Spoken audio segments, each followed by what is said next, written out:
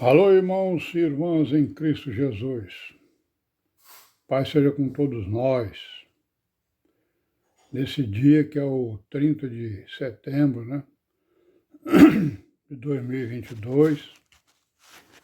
Graças a Deus pela conservação das nossas vidas, E amém, graças a Deus. E vamos em frente, irmãos? Vamos em frente em direção a Jerusalém Celestial, que é o nosso caminho, Caminho que nós abraçamos voluntariamente. E esse caminho exige de nós o quê? Sinceridade, Exige de nós perseverança, vigilância, obediência, Para que a gente não saia do caminho correto, E só tem um caminho para chegar à Nova Jerusalém celestial, que é o Senhor Jesus, É o caminho, a verdade e a vida. E graças a Deus. Paz, graça e misericórdia com todos nós nesse dia. E amém, irmãos? Meus irmãos, hoje vamos colocar aqui uns prumos, Acerca das histórias que nós estamos falando aí, Acerca do cristianismo, acerca da igreja, Da verdadeira igreja do Senhor Jesus, Congregação, Que ele levantou lá no Madeiro. Então vamos colocar aqui uns prumos para a gente medir, digamos assim, E saber e aprofundar, o nosso conhecimento e identificar se esse cristianismo que está aí, ele corresponde então à igreja, Então vamos colocar uns prumos aqui.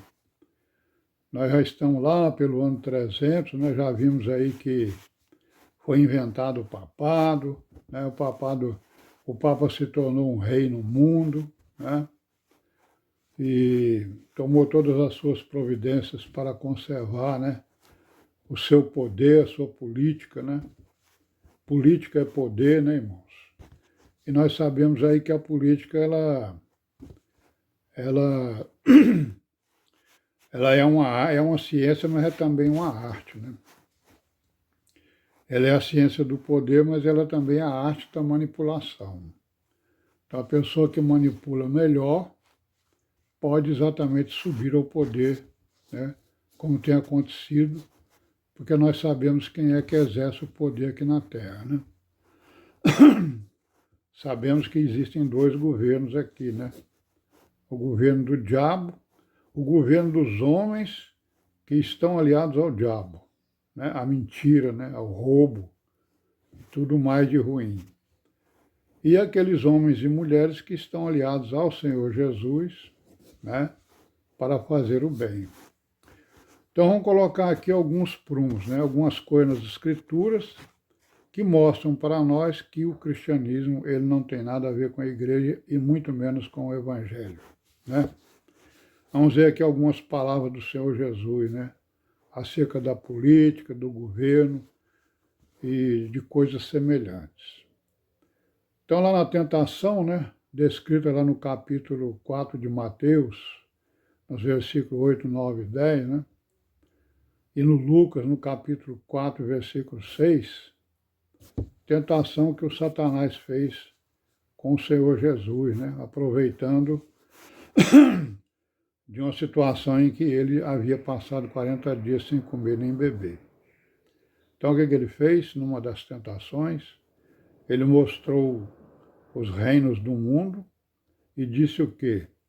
Tudo isso é meu, me foi entregue e eu dou a quem eu quero. Então, mostrando, que neste mundo existe um governo do diabo, que foi entregue a ele. Com certeza não foi o Senhor Jesus que entregou, e nem o Criador, foi exatamente o homem que entregou. O homem pegou o governo que ele recebeu e entregou nas mãos do diabo. Então ele dá a quem ele quer, porque foi entregue a ele, certo? Então nós estamos vendo aí que tem um governo do diabo aqui, que nós já falamos alguma coisa sobre ele, cujas características são aquelas lá, né? Roubo, assassinato, destruição, né? Mentira, engano. Isso é o que faz parte exatamente desse governo. Lá em Lucas, no capítulo 13, versículo 32, o Senhor Jesus se referindo ao Herodes, né?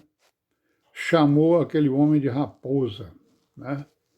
Raposa é um animal astuto, né? Ele quis dizer que aquele homem era um político astuto, né? Um político que fazia o quê? Ele usava exatamente da política para usar de astúcia com as pessoas. A astúcia é para enganar, né, irmãos? A astúcia é para... não é para a ciência da política, né? E sim para enganar as pessoas, contando mentira, falando coisa, desviando, né, as atenções, mudando conceitos, né, e vai por aí afora. Aí em Mateus, no capítulo 20 e 25, o Senhor Jesus vai falar de outro governo, vai falar do governo da igreja. Então ele vai dizer o quê? Os príncipes deste mundo, né, disputam entre si o poder, usam de todos os meios possíveis e imaginários para atingirem o poder, né? Mas entre vós não será assim. Aquele que quiser ser o primeiro, seja o último.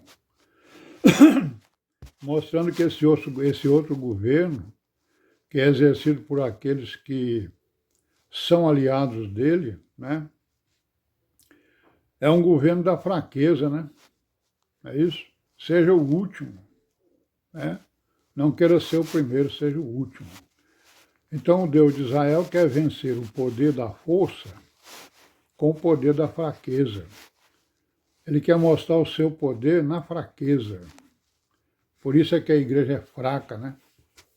Então nós vemos aqui que esse catolicismo romano, esse cristianismo que está aí, né?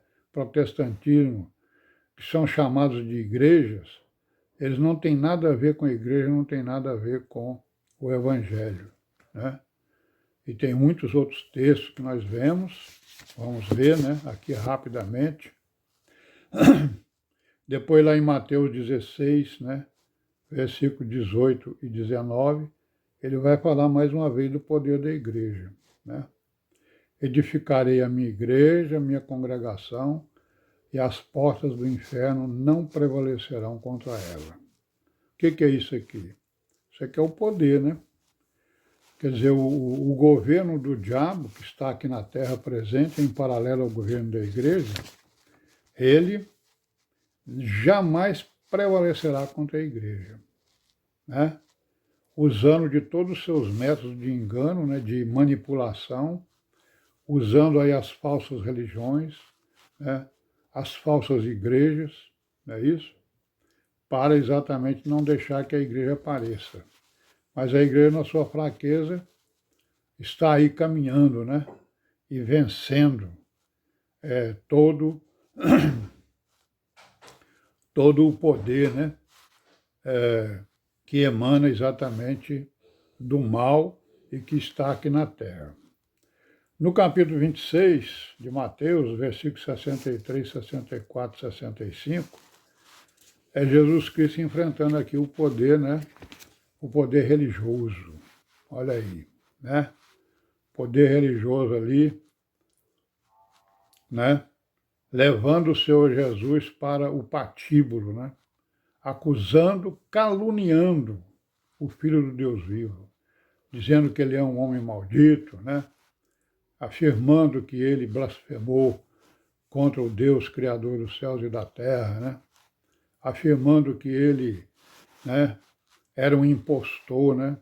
Que ele queria ser Deus, que ele queria ser o Filho de Deus e que ele não passava de um homem. Então aquele poder religioso ali, né, estava fazendo o quê? Manipulando o poder das armas, né, que era ali o caso de Pilatos e Herodes, para que eles tomassem as decisões erradas, né? Está manipulando politicamente, né? Então nós vamos parar por aqui e amanhã a gente continua, se Deus quiser, e paz seja com todos nós.